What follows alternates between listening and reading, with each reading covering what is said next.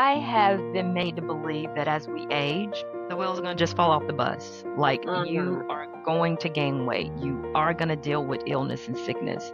Like, I've had dementia and diabetes in my family. I've been made to believe that that's what happens because, hey, that's Right. genetic.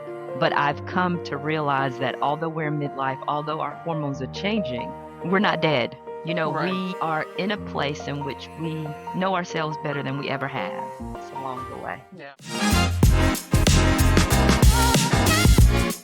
Greetings and welcome to the Elevated Flo Podcast. The Elevated Flo Podcast spotlights elite and everyday female athletes over 40, sharing how they elevate their game and their flow in sports, wellness, and life. These are powerful stories of strength, resilience, wisdom, and inspiration to help women stay active, age strong, and pass the torch to the next generation. Today, I have a special guest with me, Miss Coach Charleszetta Ford. Hello, Coach Zetta. How are you today? Good, Coach Flo. How are you? I am doing so good. I am so excited to have you on the show today.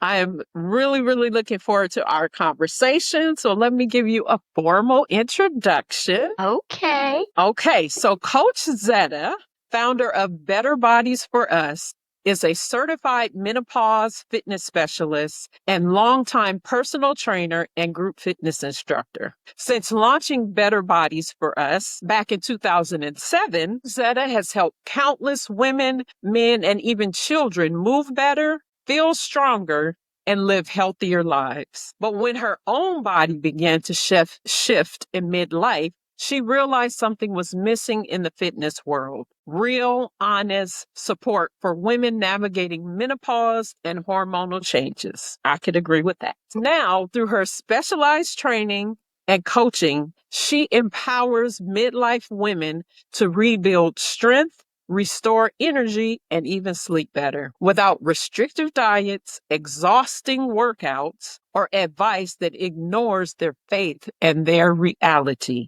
Because, as Coach Zetta says, midlife isn't the end, it's the upgrade.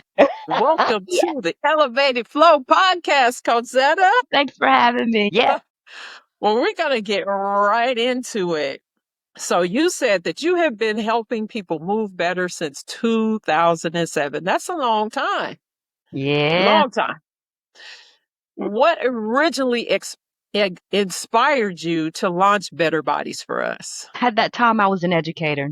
I was teaching middle school career and technical education, basically keyboarding, business classes. I noticed my colleagues, and even for myself, like so much of our time, effort, and energy was poured into the kids, but there was no time left for us. Mm, Like a lot of people look at educators and think, hey, we get off work at 2 or 3. Our day doesn't end when the kids go home. And right. so I saw my colleagues moving slower. I saw them gaining weight. Like, I decided that I needed to bring the workout to them. And so I Mm, got permission from the principal to offer like classes after school in the gym. And I was like, hey, this feel like a business. Let's see what I'm going to do with it. So my motto became where the educator's health and wellness comes first. So it was mm. my stint as an educator wanting to give back to my colleagues. Okay, that's awesome. Now, what were you teaching at the time? Were you already a personal trainer? Yes, I have Okay. been certified as a personal trainer at that time. I started in 2007. I had been certified for 6 years since 2001. Oh, wow. Okay, so what population were you working with prior to bringing it to the school? Women mostly, some men. Oftentimes women brought their boyfriends. So I was doing some group coaching. Um, some kids. Okay. So a So little bit were of you doing everything. it at a gym, or I mean, that's a Oh, long time, 6 years, and being an educator. Where were you conducting your so classes? when I started as a personal trainer, I was in the IT industry, living in Northern Virginia. So I Oh, worked third shift, and when I got off work, I went to Gold's Gym and I coached clients there. I was in that space for 2 years, and when I moved here, I worked at the Y and then tried to build my own clientele up by having people meet me at the Greenway. Hey, I'll meet you at your house. Come to my backyard. You know us as trainers in the beginning, wherever there's a space, we can make something work, Absolutely. make Right. happen. Take it. Yeah, absolutely. That's what I did a lot of. Mm. Okay. So something shifted later in your career. Can you take us back to when you started realizing that women in midlife, maybe was this outside of the school, that they needed a different kind of support in fitness and wellness? Yeah, that only happened about 2 years ago. I was still Mm, doing all the things. As trainers, we know what to do. We've been taught what to do. But it's life. about a little bit over 2 years ago, I noticed that my weight was slowly moving up. I gained 12 pounds in 12 weeks, and I kept having repeat injuries. And here I was still doing the things, still lifting weights, still doing the cardio, eating decent. I'm like, I can have some sweets here and there, but nothing made sense. And so I Mhm. began to do research trying to find someone to work with me because I'm like, I don't know what to do. I felt like I was doing everything that I needed to. And I found a menopause fitness coach. And early on, she opened my eyes to the fact that I was doing too much. That my Mm, midlife self couldn't keep doing what I had been doing in my 30s. That I was having repeat injuries because I wasn't incorporating enough recovery. And so just mm. about everything that she taught me was so different from the traditional personal training. And I knew then that there was a market. And also COVID happened. So when COVID happened, all my in-person contracts, clients, everything dried up. So I started teaching some classes online for families. Kind of fell in love with it. You even took a class. And Yes, I knew that several. I knew that I needed to better assist that woman. And Yeah. so, what better way than to give back what someone had given to me? That was in Wow. 2023. 2023. That's Yeah. powerful. I didn't realize that. Now, we met during COVID Yes. online, Yeah. through the Be Well, is that what it's called? Yes. Be well. Be Well.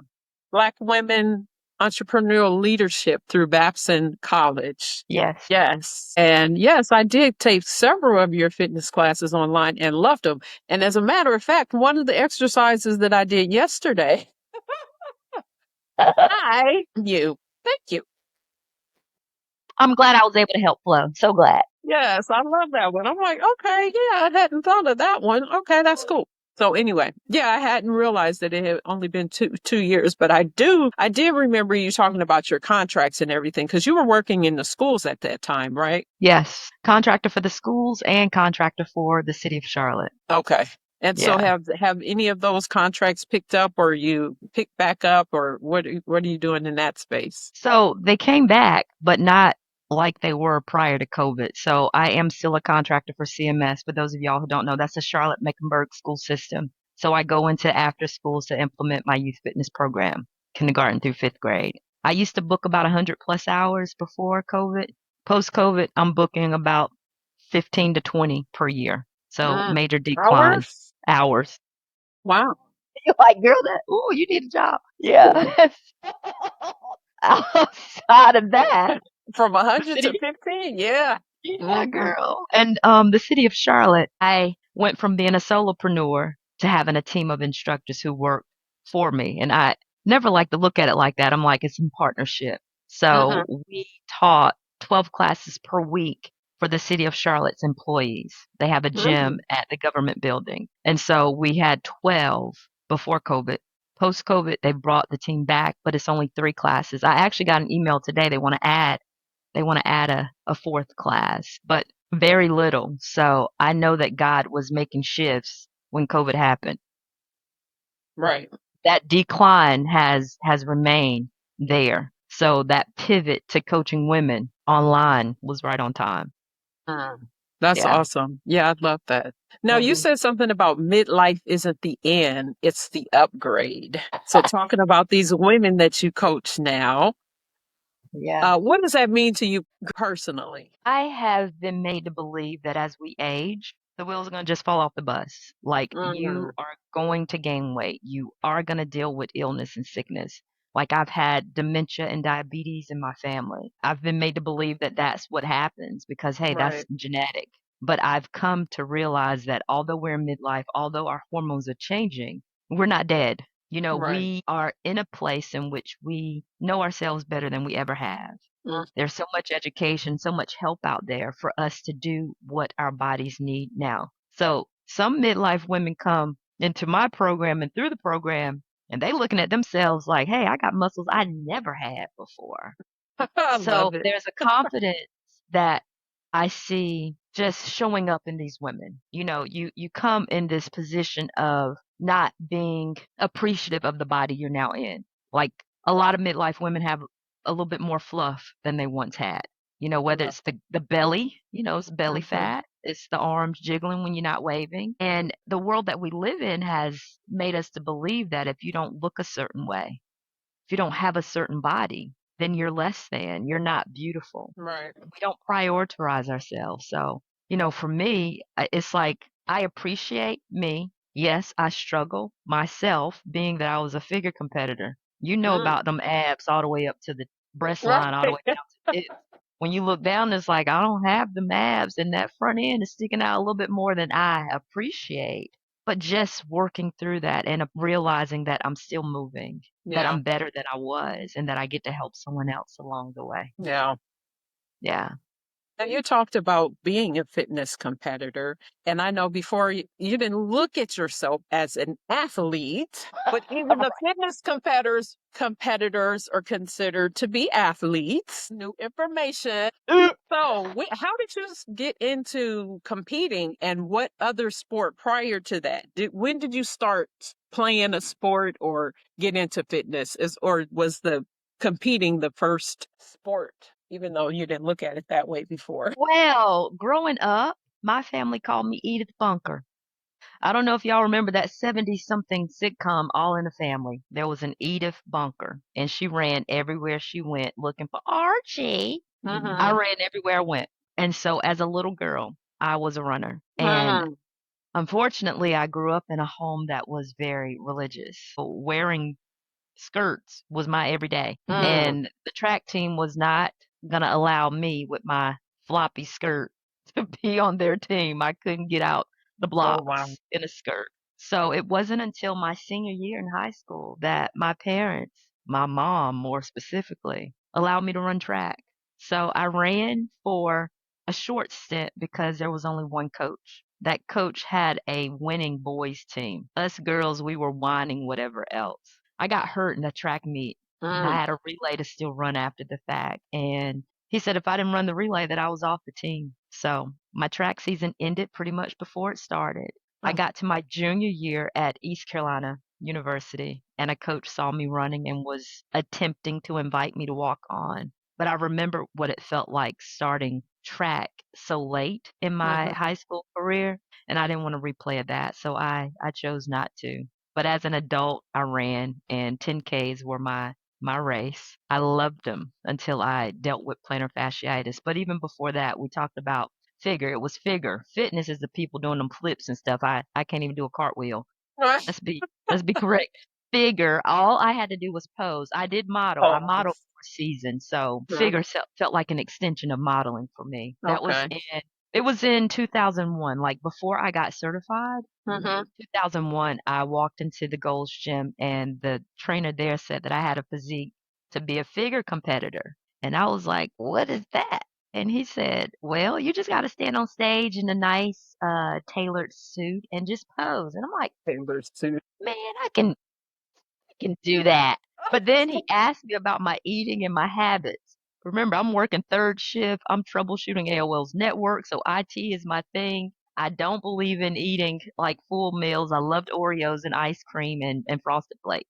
And Oh, he's like, wow. you can't do it because I told him I refused to cook. So they had a 12-week challenge going on with the gym. And that man, his name was Steve Bush, told me that I would not be able to successfully finish the 12-week challenge. That's when my abs were better. They were better for that 12-week challenge than they were when I stepped on the stage for my first figure competition, Monica Brandt show. But it started off that man telling me, you got the Mm, body and you can't do it.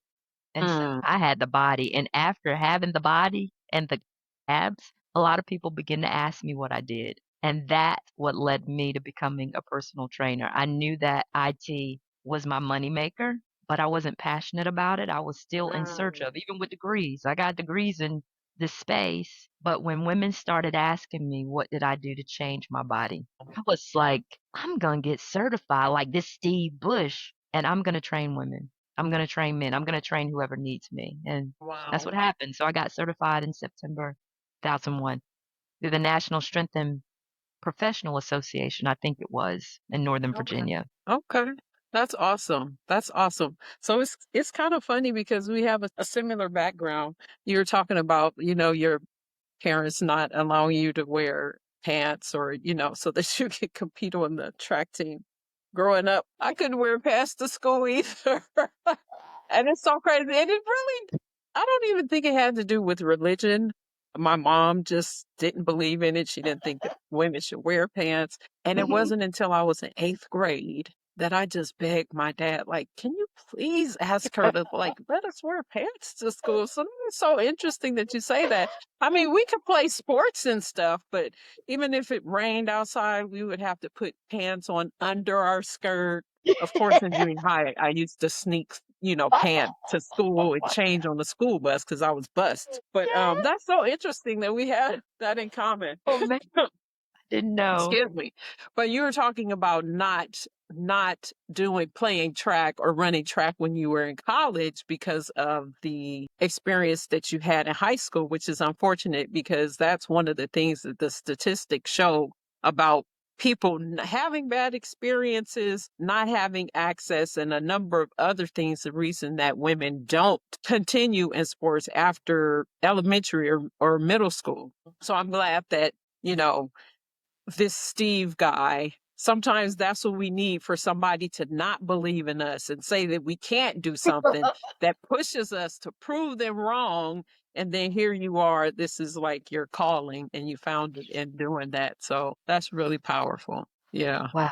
Yeah. 24 years. Man, it's been 24 years. How does Mm. that feel? Feel older. I don't Older. feel old. You're not I old, you're seasoned. I'm seasoned. I know that this is God's calling on my life Yeah. because this is the something that I've did the longest. You know, I Mm, am a person in the past who gets bored with a thing and I mm, would need more of a challenge. But despite the ups and the downs, because this business is not for the faint, I keep yeah. coming back to it. You know, some days Right. I'm like, I just need a job. Good grief. But it's like a job. Then I can't do what I'm doing. So it's my Right. ministry. And Yeah. I'm determined to encourage women to make themselves a priority and not be Mm. afraid to pick up weights. We need weights. Yes. We Yes. need Yes. strength training. Yeah. And saying that is so interesting too with me working with women where one of the things that they say, excuse me, is that, you know, they don't want to get big. They don't want to look like a man. And I'm always like, well, look, I lift weights all the time. Like, I wish I was bigger. I wish I looked more muscular. Like, it's not just going to happen because you pick up a weight. But I love that it's like empowering women and teaching them how to go in the gym and use the weights. And I love when women have that confidence and then they go where they say, like, they look at it where the free weights are. It's like, that's the men's section. Like the women are only supposed to use the machines. And it's like, no. So I love seeing it when even the older women, especially the older women, when they know their program and they know how to use the free weights and they go over there like, and then you realize when you get over there, like, oh, some of these men don't know what the hell they do. So true, So Flo. Yes. yeah. Well, these days you said your routine includes lifting weights, hit, yoga, foam rolling, and deep stretching. That's a really well balanced approach, which I love. I love foam rolling. I strongly suggest it. Speaking of which, I saw some article or not article advertisement on, I think it was Facebook, and it was like a stretching, you get a free stretching session. And I went to that a couple of weeks ago. And when I tell you, I have been wanting somebody to stretch me, it's different when you do the SMR. And, I love it. I'm a big advocate for it. But to actually have someone stretch you, that's powerful. It was like, I was thinking about it this morning, like, I need to go see that lady. Yes. I need to see her too. Well, with all of those different modalities, if you will, of exercising, how do you decide what your body needs, like from week to week? I listen. Mm, I attempt to not skimp on the strength. The strength training is like the foundational piece. There's some weeks in which I may not get any hit in because my Hmm. body, my hamstring on my left is just really tight. My feet sometimes just don't do right because of plantar fasciitis. So just listening to the body, recognizing that at this point in my life, recovery time is I need more recovery time. So Mm. I waited 72 hours between a strength training day as opposed to 48 hours. Like I used to do split training 5, 6 days a week. For those who don't understand what that means, I would pick a chest and bicep day, a back and bicep, but now 2 full body strength training days is all I do. No more Hmm. than 45 minutes a hit per week if I get hit. But at this point in my life, movement, so I walk a lot, being that I am, a coach at my desk a lot. I set Hmm. my clock to work for 50 minutes and then I go outside. I need the sunlight and I walk for 10.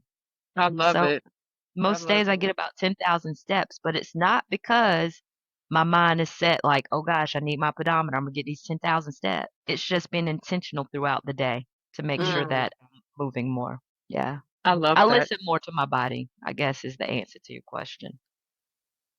I need Yeah. to definitely incorporate that because the days where I'm not coaching on the water and I don't actually have to leave the house or drive, I walk every day Yeah. at 6:30, 7 o'clock in the morning. So I do at least 2.5 miles every day. But once I get back in the house on the days where I don't have to drive, I still need to make myself get up every hour. Sometimes the thing on my watch says, you've been sitting too long, and I just ignore it. My throat is really chirping. But yes, I need to be more intentional about that. So thanks for that reminder. Even though the pedometer or the watch tells me, sometimes I ignore it, like, or if I don't have it on, whatever. But yes, aside from that, and I know this too, even as far as getting outside, because that's one of the things I think that Black people in particular have is like low levels of vitamin D. And, they say that even if you get enough sun, it's really not enough, but Yeah. still getting that fresh air. I'm in the house with air conditioner on because it's Texas and it's hot. So, yeah, getting out. So, yeah, thanks for that reminder. So, going back to strength training, do you feel Mhm. like midlife training is become more about empowerment than aesthetics, or do you still feel like you focus on that aesthetic part of it? I think we all do, but anyway. Yeah. A little bit of both. I Yeah. have to be honest to say, figure competitions, that figure body, more times than not, has caused me to have body image issues. And when I say that, when I look in the mirror, I see too much fat in places. People see me and say, you look amazing. And so just learning to say thank you. I am not lifting because I want to look good for someone else. Mhm. It's for me, Right. it's for me. But as a midlife woman, I'm learning that the strength training is our age graceful pill. We started losing muscle and bone at age 30 if we're not doing anything.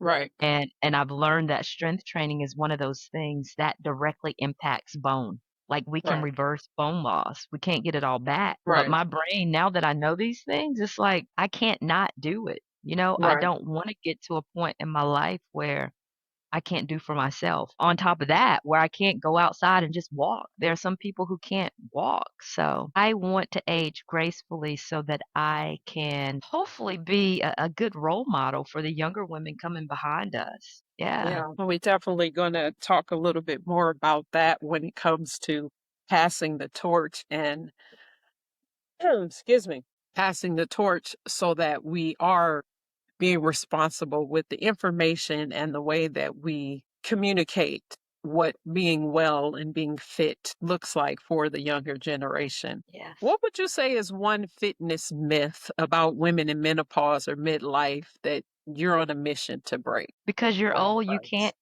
because you're in midlife, you can't do what you once did. You can't do hard things. You can't lift heavy. You can't Mm-hmm. jump. You know, you can't do it. There are so many you can't because of age. The thing is, we can. It just requires more recovery time and it requires us to make sure we hit that protein macro to get the good carbs and the good fat. So I want women to know that they can pick up something heavy. We can lift heavy things. Like I've created a shirt for Better Bodies for Us. It says strong midlife woman. It's not about skinny midlife woman anymore. Strong. And strong looks different for everybody. Absolutely. Yeah, one Yeah. of my previous guests, I think you said you watched that podcast with the Nike trainer, and she was saying strong is the, what is it? Strength over skinny. Yes. I think that's what her quote is. And definitely, and people could be strong and be small as well, but definitely focusing on strength. And I mean, that's what's really important when we hit midlife, is not losing that bone density and dealing with having falls and breaking bones and all of the things that come along with having those type of injuries in later life. Okay, so you talked about in midlife, like gaining the weight and seeing fat and, a little bit of fluff, as you said, in places that you didn't necessarily like. How would you say, because I know that you are a woman of God and still, I don't know if you would consider yourself religious still or not, but spiritual at least. How would you say your faith helped your mindset in navigating the season of frustration or transition into midlife and embracing your body for the changes that it's going through? A work in progress. I'm still embracing. There are days in which I feel better than others, and other days it's just like, Lord, golly, why is this front end on the front end? Goodness. But I can say that my faith has given me the courage to like dive into the deep end of this online coaching. Like it's Mm, something that I never wanted. It's not anything that I ever thought that I would do. I didn't think I was equipped, but my experiences and my education and just my desire to learn more to help us is what drives me. And God has given me the faith to believe that I have everything that I need in order to help somebody else. And I know that I'm here on assignment, and my assignment is to encourage and motivate and teach. So anytime that I'm provided new information to help me, I turn right back around and I put it out there. I share it. I love that. Yeah. And now that you say that, I remember back when we were talking about pivoting. When we were in the BWell program, it's like, oh yeah, you're gonna have to pivot, and you're like, I have contracts, and no, like I gotta do in person. That's so funny. I remember that. As you said that, I remember you talking about that. But that's awesome, because you literally these days you have to be online. You have to go where people are. And I know for myself, I had been doing online coaching for 2 years prior to COVID hitting. And so I had online clients. We were using Zoom, but it was something else, but my business actually grew. And that's when my business went international during COVID, because I was online and people were at home. So it was like people that couldn't train with me in person started working with me online. So I'm glad that you finally embraced that part of being a fitness instructor and personal trainer, and saying now to the point where you're like, no, I don't want to work with people in person. Like, no, Oh, I'm that's not going to crazy. waste my time with that. So it's amazing how we can pivot and then all of a sudden be like, yeah, been there, done that, not going back. True, true, and more true. Yes. Right. If you're listening right now and you're thinking, Coach Flo, I know I need to get moving, but I don't know where to start. Or you've been moving, but you feel stuck. Maybe you hit a plateau. This message is for you. I created a 21-day Get Active, Stay Active challenge just for women like you. It's simple, it doesn't take much time, and it's doable even if you can only work out at home.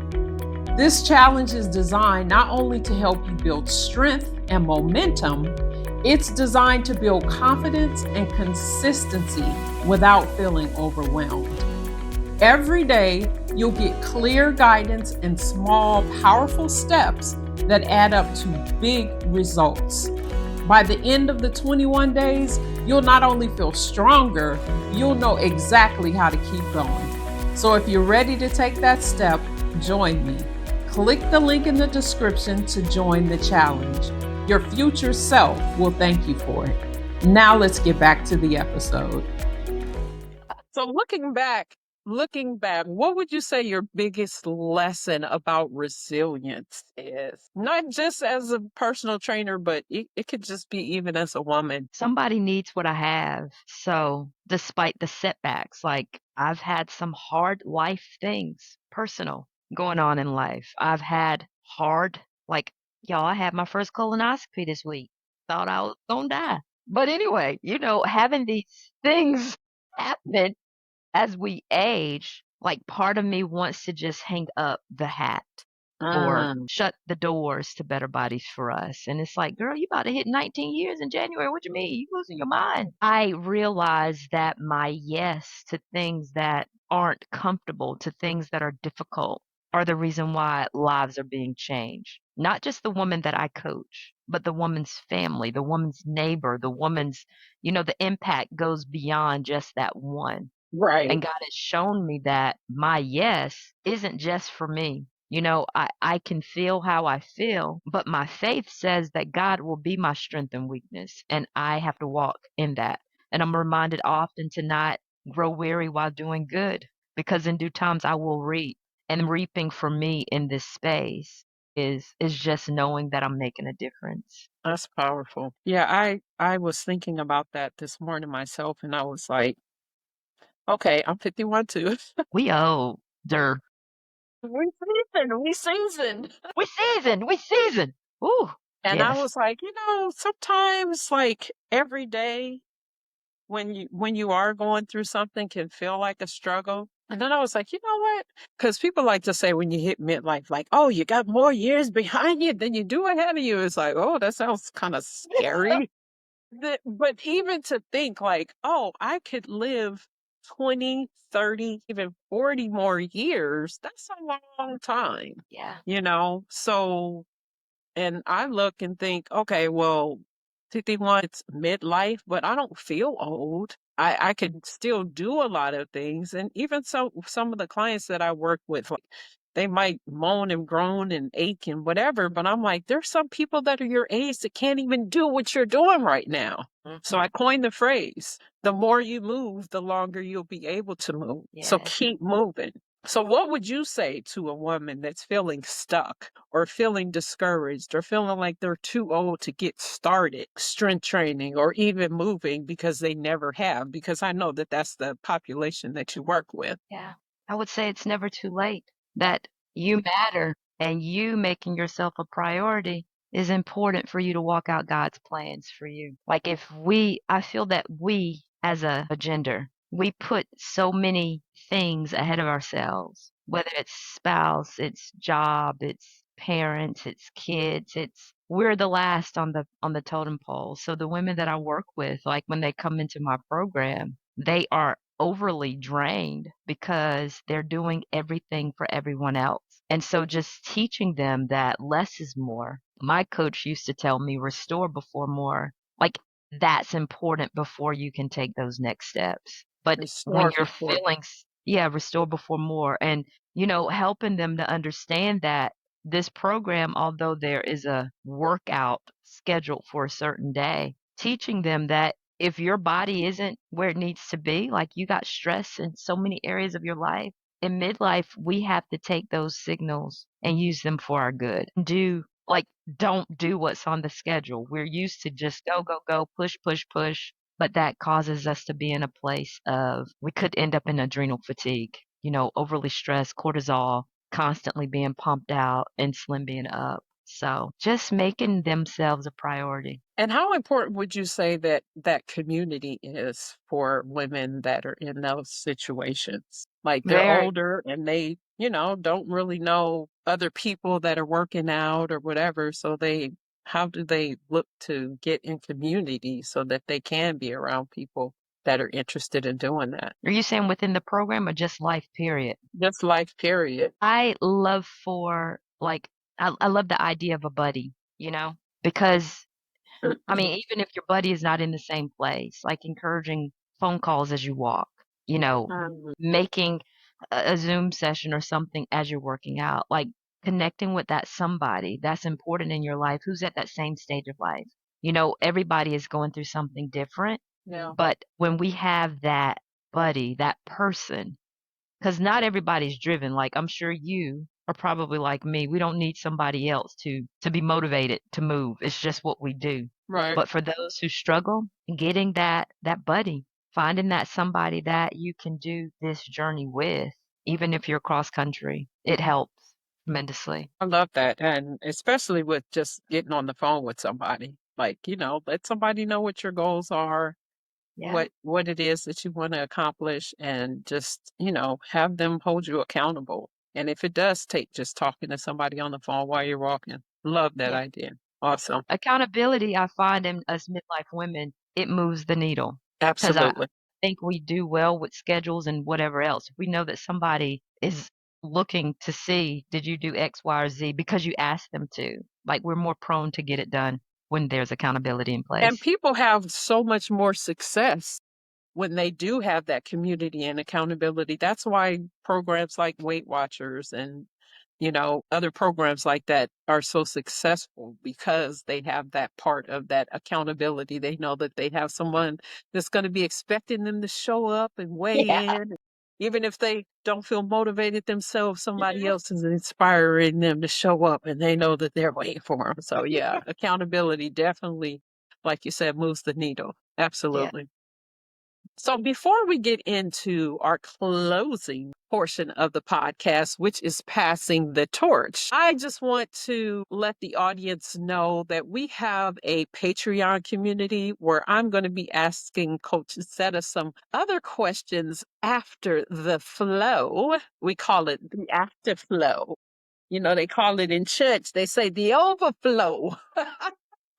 We're going to be in the afterflow in the Patreon community. So you can join us in the private Patreon community for some deeper conversation after this podcast. So, passing the torch, our closing section. You have built a business that empowers midlife women. What do you hope the next generation of women learns from your journey? It's my hope that they learn that it's okay to say no, to set boundaries for their time, you know? Like a lot of people say to me, "You have so many things going on. How do you find the time to work out?" I set boundaries, I'm not allowing anyone in that space. And it's my hope that, the younger generation coming behind me, they see that, dang, despite what she was going through, despite how much she had on her plate, she still made time for her. Mm, Yeah.